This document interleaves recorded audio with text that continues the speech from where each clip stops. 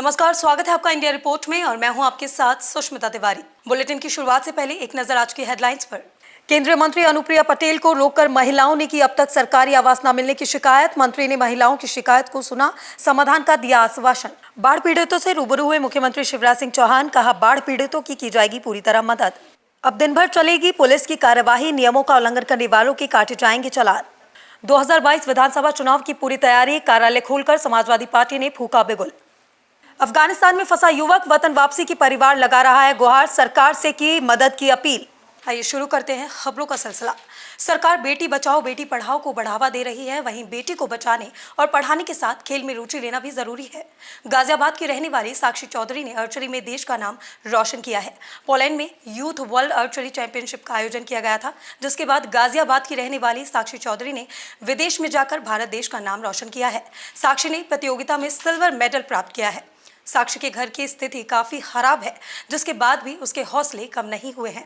साक्षी लगातार प्रतियोगिताओं में हिस्सा लेती रही और अच्छा प्रदर्शन करते हुए पोलैंड का सफर तय किया। सर ये वॉरक्लो में हुआ था, पोलैंड में youth world archery championship 2021। Sir इसमें मुझे इंडिविजुअल सिल्वर मेडल मिला है और सर मेरी इसमें रैंक 8 थी और इंडिविजुअल सिल्वर मेडल मिला है इसमें। अच्छा, कब से आप आर्चरी कर रहे हैं और किसने आपको कहा कि आपको आर्चरी करनी चाहिए?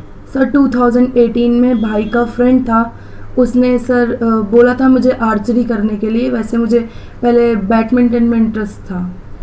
ठीक है, तो मतलब वहाँ से 2018 से फिर आपने शुरू करा है? हाँ जी सर। अब तक कितने कंपटीशन में पार्ट ले चुके हैं आप? सर मैंने अभी तक एक डिस्ट्रिक्ट खेला है, 2 स्टेट खेले हैं और 1 नेशनल खेला है और ये इंटरनेशनल में मेडल है। मुझे बहुत गर्व है, मेरी बेटी ने इंटरनेशनल मेडल दिया है इंडिया के लिए, मुझे बहुत ज़्यादा खुशी है। आपको कैसा लगा कि आपकी बेटी को आर्चरी का गेम खेलना चाहिए?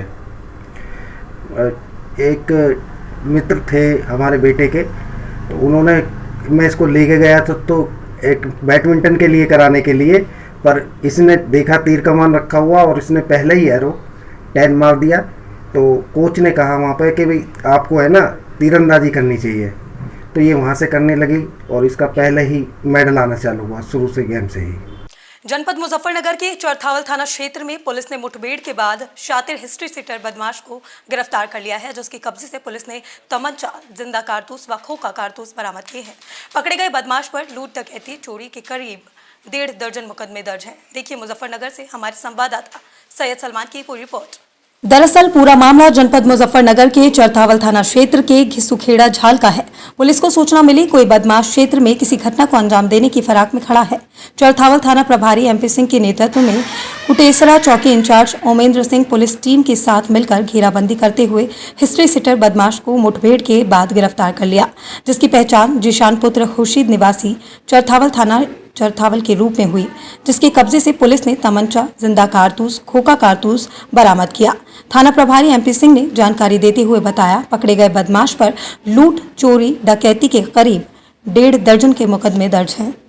अफगानिस्तान के हालात इस समय इस कदर बद से बदतर हैं कि पूरी दुनिया में सभी की जुबां पर अफगानिस्तान का नाम आते ही उनकी आंखों में अफगानिस्तान के खौफ का मंजर भी नजर आने लगता है। बात गोरखपुर की करें तो यहाँ भी कई ऐसे युवक हैं जो अफगानिस्तान में फंसे हैं और उनके परिवार वाले सरकार से उनकी वतन वापसी की गुहार लगा रहे हैं।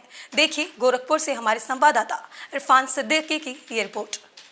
अफगानिस्तान में तालिबान का कब्जा हो गया है, ऐसे में भारत के कुछ लोग भी वहां फंसे हुए हैं, जिसमें से जिला गोरखपुर के चौरी चौरा का रहने वाला एक युवक भी इस समय अफगानिस्तान के काबुल में फंसा है। इसकी जानकारी गोरखपुर के जिला प्रशासन को मंगलवार को हो गई थी, लेकिन अफगानिस्तान में फंसा युवक अपने गाँव का नाम नहीं बता रहा था। उसकी सोच थी कि उसके परिवार के लोग परेशान हो जाएंगे। बुधवार को तहसीलदार वीरेंद्र गुप्ता ने अफगानिस्तान में फंसे युवक के परिवार के लोगों से मुलाकात भी की। उन्होंने परिवार को हर संभव सरकारी मदद देने की बात कही है। नए बाजार क्षेत्र के रहने वाला ये युवक चौरी चौरा तहसील क्षेत्र के रघुपट्टी पडरी गांव के फैलाहा टोले पर शैलेंद्र शुक्ला का परिवार रहता है। शैलेंद्र शुक्ला इस समय अफगानिस्तान में फंसे हुए हैं। चौरी चौरा एसडीएम अनुपम मिश्रा के आदेश पर तहसीलदार वीरेंद्र गुप्ता आज फैलाहा टोले पर पहुंचे और शैलेंद्र के परिवार से मुलाकात कर हर संभव सरकारी मदद करने का आश्वासन दिया है, ताकि शैलेंद्र शुक्ला अपने घर लौट सके। इस दौरान उन्होंने अफगानिस्तान में फंसे शैलेंद्र शुक्ला से भी बात की है। गौरतलब है कि पूरे चौरी चौरा के लोग जानना चाहते हैं कि अफगानिस्तान में फंसा युवक किस गांव का है। तहसीलदार वीरेंद्र गुप्ता ने बताया कि पीड़ित से उनकी बात हुई है। युवक ने बताया है कि मैंने मदद की गुहार लगाई थी। अफगानिस्तान में हुए तख्ता पलट के बाद तमाम शहरों और जिलों में लोगों को फंसने की जानकारी मिल रही है और उनके परिवार वाले अपनों को लेकर सरकार से गुहार भी लगा रहे हैं कि जल्द से जल्द उनकी वतन वापसी हो जाए। फिलहाल प्रशासन भी अफगानिस्तान में फंसे लोगों की वतन वापसी के लिए कवायद शुरू कर चुकी है। वो क्या कहेंगे? जी, हमको जैसे ही पता चला है कि जो युवक अफ़गानिस्तान काबुल में फंसे हैं वो हमारे ब्रह्मपुर ब्लॉक के नई बिहार के राघोपट्टी ग्राम सभा पडरी के ग्राम सभा के रहने वाले हैं। तो मैं यहाँ पर आया हूँ, तो अभी उनके बड़े भाई उमेश शुक्ला जी से मेरी वार्तालाप हुई है और कहीं ना उनकी अर्धांगिनी जो है उनसे भी मेरी बातचीत हुई है, लेकिन वो थोड़ी सी इसमें असहमी हुई हैं, परेशान हैं, वो बात नहीं कर पा रही हैं। तो उनके बड़े भाई से जो मुझे पता चला है कि उनसे बात तो हो रही है, लेकिन वो भी कहीं ना कहीं शैलेंद्र शुक्ला जी अफ़गानिस्तान में परेशान हैं। ऐसे में मैं भारत सरकार के गृह मंत्रालय से यह मांग करता हूं कि जल्द से जल्द उस युवक जो शैलेंद्र शुक्ला हैं जो अफ़गानिस्तान में फंसे पड़े हैं वो जल्द से जल्द उनको सही सलामत भारत वापस लाया जाए और उनको परिवार को सुपुर्द किया जाए।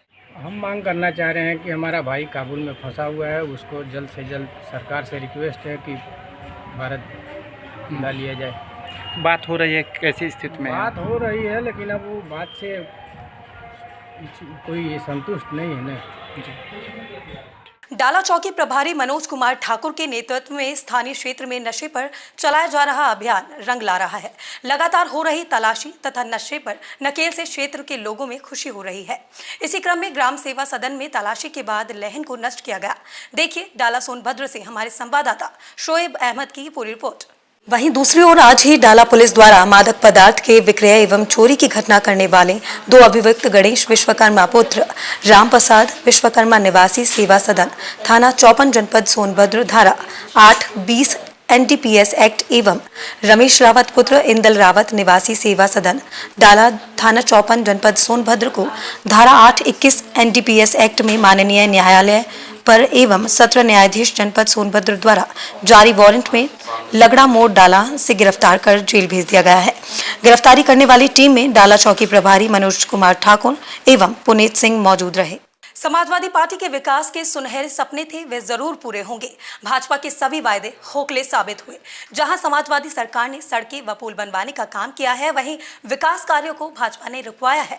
गरौठा में ITI एवं ग्राम खरौड़ा में राजकीय इंटर कॉलेज का निर्माण समाजवादी पार्टी की सरकार ही की देन है। ये बात गरौठा क्षेत्र के पूर्व विधायक दीप नारायण सिंह यादव ने आयोजित कार्यक्रम के दौरान कही।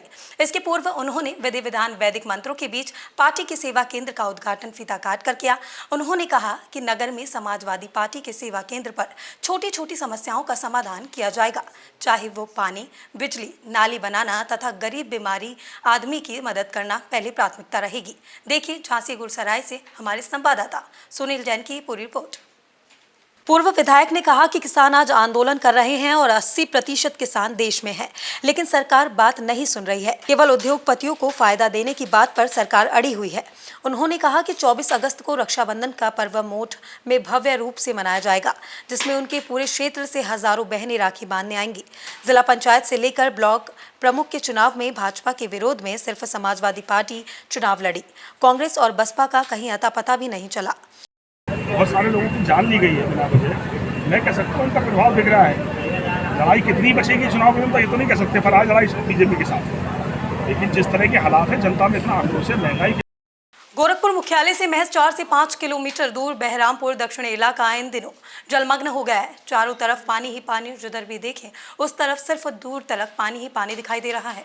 ऐसे में इस गांव में रहने वाले ग्रामीणों के लिए ये पानी किसी मुसीबत से कम नहीं है। छोटे छोटे बच्चों का खतरा तो कहीं पशुओं की चिंता ने पानी में फंसे लोगों का दिन का चैन, रातों की नींद उड़ा दी है।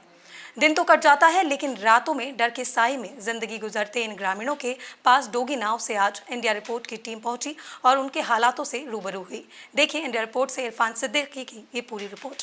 सड़क से इस गांव में जहां लोग वाहन से जाते थे, वहीं आज सड़क जलमग्न होने के बाद नाव के सहारे ग्रामीण गांव के अंदर आ जा रहे हैं।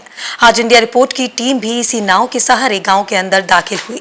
जैसे जैसे हम अंदर घुस रहे थे, पानी का जल स्तर और बढ़ रहा था। यानी अब जहां हम पहुंचे वहां तकरीबन पानी 8 से 10 फीट तक जा चुका है। गोरखपुर में घाघरा रोहिन के बाद राप्ती ने भी अब कहर बरपाना शुरू कर दिया है। हर रोज दर्जन भर गांव बाढ़ से घिरे हुए हैं। वर्तमान में 36 से अधिक गांव बाढ़ से घिर चुके हैं। वहीं ग्रामीणों की सुविधा के लिए 55 छोटी बड़ी नाव को लगाया गया है। इसके साथ ही शहर का गुरु गोरखनाथ घाट और बैकुंठ धाम भी पानी में डूब गया है। शहर के निचले इलाकों में भी पानी इतना बढ़ गया है कि लोगों के घर डूब गए हैं। वहीं शहर के पश्चिमी छोर पर राप्ती नदी के पूरब के बहरामपुर मोहल्ले के कई टोला पानी में पूरी तरह जलमग्न हो गया है। यहाँ लोगों को राशन पानी लाने के लिए भी नाव का सहारा लेना पड़ रहा है। वहीं जीवन यापन के लिए लोग छतों पर रह रहे हैं। यही 2-4 दिन से मन पानी आई है। बहुत परेशानी हो रही है। नाव नहीं है तो आने जाने की दिक्कत हो रही है शहर बाजार। अब बच्चों की भी परेशानी हो रही है। शौचालय उचालय नहीं है तो कैसे लोग कहीं जाएंगे। सबसे ज्यादा परेशानी महिलाओं को, बच्चों को और पशुओं को होती है। हाँ, सबको ऐसा ही कैसे रहते हैं, क्या करें हम लोग। खाना कैसे बन पाता है? हाँ, सब्जी जब लोग जा पाएंगे तभी ना सब्जी आएगी, राशन पताई। कैसे खाना होना कैसे? ऐसा ही चलता है। हाँ, जब ना रहेगी तभी ना आ जा पाएंगे हम लोग। 4 दिन हो गल ये उसे पानी एकदम भर गल मड़ई में खाना बनल बुड़ गल बा पूरा चूल उल सब। अब ताजे से देखा खाना मिला कि उपवास करे पड़ला कि गांव छोड़ के भागे पड़ला। ये बहरामपुर है दक्षिणी और पानी आज 4 दिन हो गया है। दिक्कतें हैं जब तक कोई व्यवस्था नहीं होगा।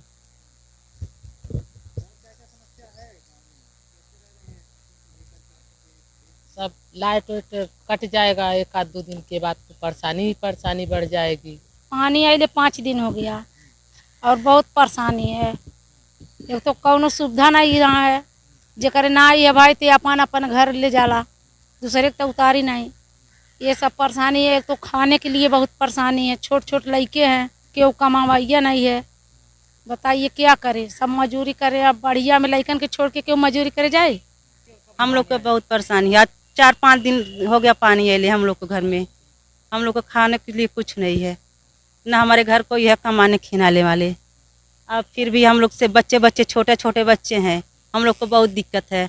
न हम लोग का राशन कार्ड है, न पेंशन है, कुछ भी हम लोग को नहीं मिलता है। हम लोग अपना मेहनत मजूरी करके खाते हैं। कुछ भी नहीं मदद कर, नहीं कोई नहीं आया। देखिए अभी जो हमें जो इन्फॉर्मेशन सेंट्रल वाटर कमीशन से और मुख्य अभियंता गंडक सिंचाई प्रमंडल से प्राप्त हुई है, उसके अनुसार अभी सभी नदियां डेंजर लेवल से ऊपर हैं। गुर्रा भी इस समय वो भी बढ़त पर है और मतलब जो ये नदियों का जलस्तर जो बढ़ा है उसके मद्देनज़र सभी डिपार्टमेंट्स को अलर्ट जारी किया गया है और सभी लोग लगातार निरीक्षण कर रहे हैं। नाइट वॉचिंग भी की जा रही है और इस समय सभी जगहों पे तटबंध सुरक्षित हैं और कहीं भी किसी तरह की कोई अप्रिय घटना की सूचना अभी हमें प्राप्त नहीं हुई है। शिवपुरी जिले के नरवा क्षेत्र में पिछले दिनों हुई भयंकर बारिश के कारण आई बाढ़ आपदा से लोगों का सब कुछ तहस नहस हो गया है। फसलें चौपट हो गई हैं, मकान ध्वस्त हो गए हैं, पशु तेज पानी के बहाव में बह गए हैं। उन बाढ़ पीड़ितों के बीच पहुंचकर मुख्यमंत्री श्री शिवराज सिंह चौहान ने कहा कि अति वर्षा से प्रभावित हुए लोगों का सहायता देने में सरकार कोई कसर नहीं छोड़ेगी। सभी पीड़ितों को आपदा के संकट से पार निकालने का कार्य सरकार तेजी से कर रही है। देखिए ये पूरी रिपोर्ट। मुख्यमंत्री श्री चौहान ने गुरुवार को शिवपुरी जिले के मगरौनी के जवाहर नवोदय विद्यालय प्रांगण में बाढ़ प्रभावित परिवारों से चर्चा करते हुए ये बात कही कि प्रत्येक पीड़ित को हर संभव सहायता का प्रण करते हुए चौहान ने कहा है कि प्रशासन द्वारा ईमानदारी से सर्वे कार्य कर किसी भी पीड़ित का नाम सर्वे से नहीं छूटना चाहिए। यदि किसी पीड़ित का नाम संबंधित कर्मचारियों द्वारा छोड़ा गया तो उसे नौकरी लायक नहीं रहने दिया जाएगा। सर्वे सूची पंचायत भवन पर चस्पा की जाकर पारदर्शिता बरतने की बात कही। मुख्यमंत्री श्री शिवराज चौहान ने कहा है कि सर्वे के आधार पर आर्थिक सहायता भी प्रभावितों के खातों में पहुंचाई गई है। मुख्यमंत्री ने कहा कि आपदा से प्रभावित लोगों की मदद और खराब हुई संरचना को भी फिर से खड़ा करने के लिए प्रदेश सरकार ने 3 सूत्रीय रणनीति बनाई है।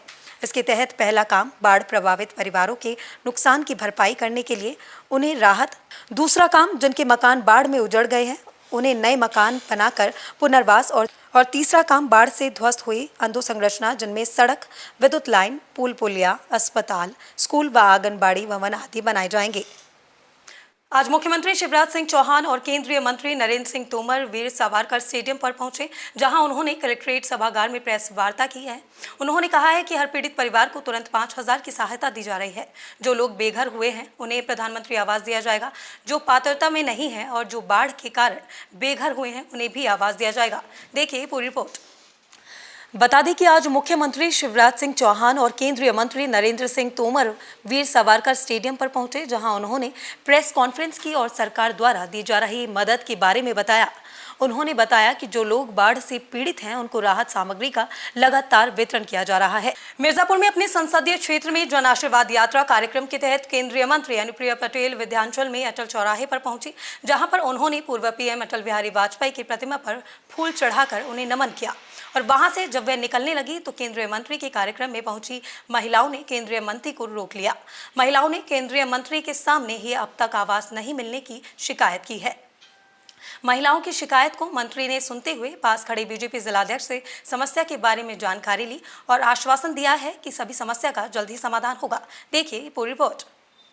बता दें कि आज केंद्रीय मंत्री अनुप्रिया पटेल विंध्याचल में अटल चौराहे पर पहुंची थी। वहां पर कुछ शिकायतकर्ता महिला भी मौके पर पहुंच गई। शिकायत करने वाली महिलाओं का कहना था कि वे अभी भी झोपड़ियों में रहती हैं, उन्हें सरकारी आवास का फायदा नहीं मिला है। केंद्रीय मंत्री ने पत्रकारों से बातचीत में कहा कि आज जन आशीर्वाद यात्रा के तहत योगी सरकार की उपलब्धियों को जनता तक पहुँचाया जा रहा है। सहयोगी पार्टी हम हैं। पिछले 3 इलेक्शन हम साथ में लड़ चुके हैं। 2014 का इलेक्शन हमने साथ में लड़ा, 2017 का इलेक्शन साथ में लड़ा, 2019 का इलेक्शन साथ में लड़ा और तीनों इलेक्शन के रिजल्ट्स आपने देखे हैं कि अपना दल और भारतीय जनता पार्टी का जो गठबंधन है उसको जनता ने भरपूर समर्थन किया। हम कहते रहे सर कि हमको घर नहीं है, हम 6 साल से मड़ई में सर, मेरा आदमी भी नहीं है, हमको चाहिए सर। देखिए आपने क्या मांग की उनसे? हम मंत्री जी से मांगे कि हमको घर दीजिए, मेरे साथ नाली नहीं है उसको दीजिए। मैं लायक हूँ नालायक हूँ ये फैसला मिर्ज़ापुर की जनता को करने दीजिए। और मिर्ज़ापुर की जनता ने मुझे 2014 में बहुत भारी मतों से जिताकर लोकसभा में पहुंचाया था। 2019 में भी मिर्ज़ापुर की जनता ने मुझे बहुत सारा अपना आशीर्वाद दिया और 2014 से ज़्यादा वोट दिलाकर मुझे लोकसभा में भेजा। मेरी लायकी और नालायकी का सर्टिफिकेट सिर्फ मिर्ज़ापुर की जनता देगी। ऑपरेशन नकेल के तहत ऐसे वाहन जो आरटीओ कार्यालय में रजिस्टर्ड नहीं है या फिर जिन्होंने फर्जी रजिस्ट्रेशन सर्टिफिकेट बनवा रखा है, ऐसे वाहनों को सीज किए जाने की कार्यवाही शुरू हो गई है। परिवहन विभाग द्वारा सवारी वाहनों जैसे ऑटो, टेम्पो, विक्रम मैजिक आदि को जो परमिट जारी किए गए हैं उस परमिट में शर्तों के अनुसार ही वाहन न चलाए जाने पर अब कार्यवाही होगी। फर्जी ड्राइविंग लाइसेंस के साथ वाहन चलाने वालों के ड्राइविंग लाइसेंस कब्जे में लेने और वाहन के विरुद्ध एमवी एक्ट पुलिस ने ऑपरेशन नकेल के तहत पुलिस ने बिना रजिस्ट्रेशन एवं फर्जी रजिस्ट्रेशन के चलाने वाले वाहनों के विरुद्ध कार्यवाही की और चालान काटकर वाहनों की सीज किया है।